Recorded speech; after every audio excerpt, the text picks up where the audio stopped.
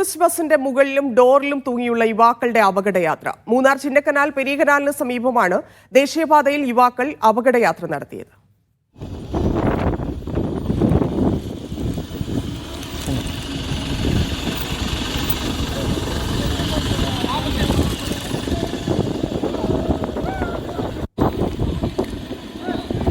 മുഹമ്മദ് ആഷിഖ് ചേരുന്നു. ആഷിഖ്, ഇതൊരു സ്ഥിരം കാഴ്ചയായി മാറുന്നു. മൂന്നാറിൽ വകുപ്പ് അറിഞ്ഞിട്ടുണ്ടോ? നടപടിയുണ്ടോ? വിനോദസഞ്ചാരത്തിന് ടൂറിസ്റ്റ് ബസ്സിലെത്തിയ തമിഴ്നാട് സ്വദേശികളാണ് ഈ നിലയിൽ സാഹസിക യാത്ര നടത്തിയത് എന്നാണ് മനസ്സിലാക്കുന്നത്. മൂന്നാറിൽ ഇത്തരം സംഭവങ്ങൾ നിരന്തരം റിപ്പോർട്ട് ചെയ്യുന്ന സംഭവങ്ങൾ ഉണ്ട്.